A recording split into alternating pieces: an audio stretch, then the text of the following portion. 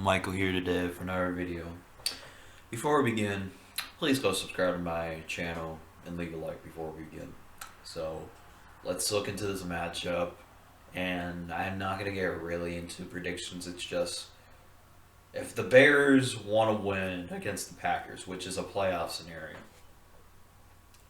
is we win against the Packers, they don't become the number one seed if the Saints win against their remaining opponent, which is the Carolina Panthers, which the Saints should win that game. But if you most likely Green Bay is gonna want to play for the number one seed. So if I'm the Bears and I want to win against this game, and if I want to win against the Packers and want to prove that that we should be taken seriously when it comes to the playoffs. Really, really have if I want to do that, you have to stick to the run game and you have to give Rodgers the Brady treatment, and that means you have to melt the clock and keep him off the field. You have to give him less time on the field to actually make a play. So I feel like sticking to the run game should be one of the options. Feed Montgomery, give the ball to Patterson. Artavius Pierce looks a little bit nice, but you know, is what it is. What they do with Artavius Pierce, who looks promising. So what they have to do is not rely on Mitchell Trubisky to make a bunch of big plays, because the Packers CBs are, well, Kevin King is a little bit overrated, but Jair Alexander shuts down mostly everybody he faces. But that's the only thing you're going to beat Green Bay is if you attack the secondary. You have to attack some people that are on Kevin King, which is probably you put Robinson on Kevin King, and you put your speedy receiver on Jair Alexander, and you put Jimmy Graham on whoever they're putting at the CB. So that's how you're going to beat the Packers in the passing game. Is you really don't try to target, like, you try to send your best receiver to, like, a speedy receiver to outrun Jair Alexander, which is Darnell Mooney, who has been a complete steal for the Bears lately. I didn't expect this from Darnell Mooney, especially taken in the fifth round. And let me ask you, Packers fans, if you had a chance to go redo the draft, if you had to redo that draft, would you take Darnell Mooney for? Let me put it to you this way: would you trade Jordan Love for Darnell Mooney? Because I have a feeling mostly Packers fans could agree to disagree on this, because whatever I think of, oh, you should have taken this guy, he was available. Because when Packers fans look at what Michael Pittman's doing, whatever Chase Claypool is doing for the Steelers, whatever any selection, like, they could have traded up for, like, it's not like the Dolphins could have taken another quarterback. It's just they could have traded. Excuse me. They could have traded up to get a pick and get a receiver. Like, they could have traded up to get Jefferson. They could have got Patrick Queen. They could have gotten Chase Claypool. They could have at least, tried to trade up to get one of those. They did trade up, but it was very unnecessary to get Jordan Love. I bet many Packers fans would really want to trade away Jordan Love for Darnell Mooney right now. I want to be realistic when it comes to previous drafts. Like, every time I look at Dak Prescott, every time I look at Kenny Clark, every time I look at another prospect in that 2016 draft, that we could have got. We could have traded up to get a quarterback. Like like but we took Leonard Floyd, who was a complete ass, by the way. Okay?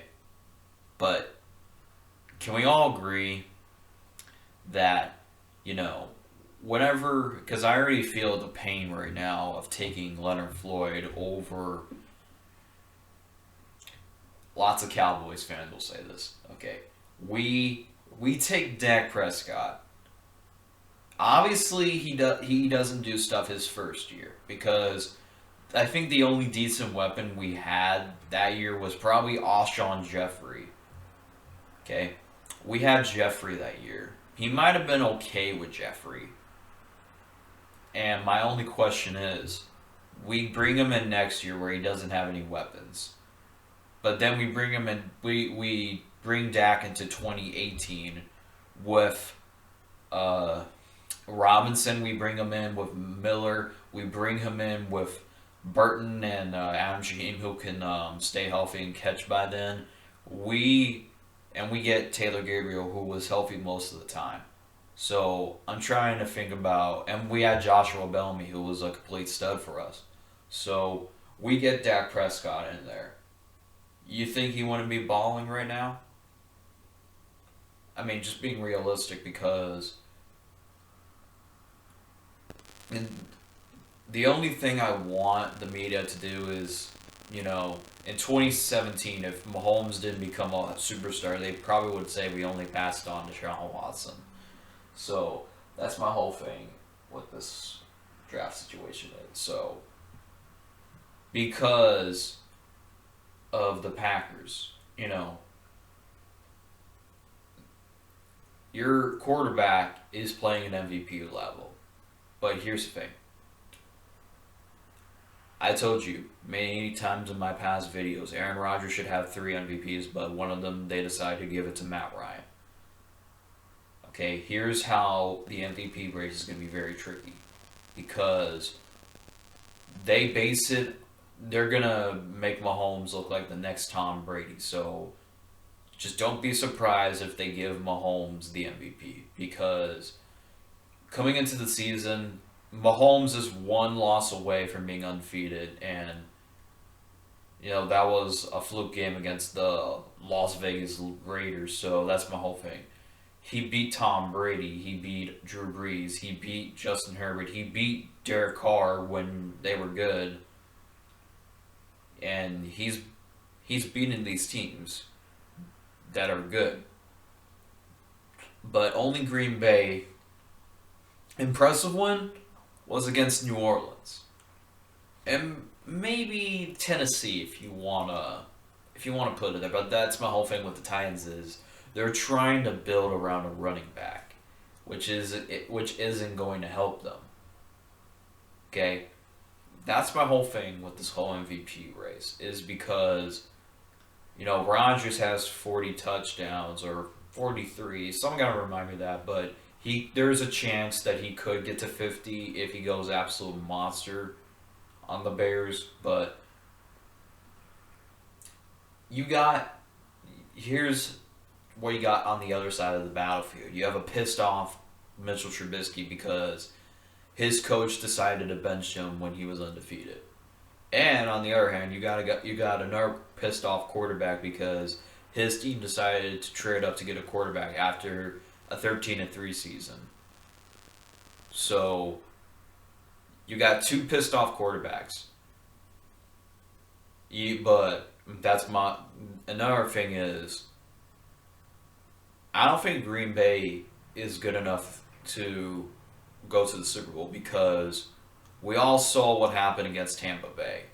They got their doors blown off by Tampa. There's a chance that they could lose to Seattle. Depends how the Seattle's defense is.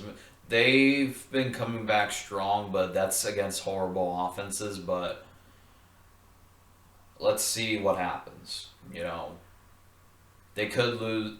They could have an interesting matchup versus the Rams.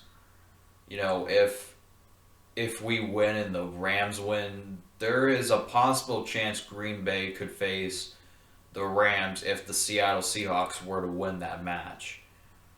So, worst case scenario, we have to travel to Seattle, which I don't mind facing Seattle because Seattle's defense is horrendous.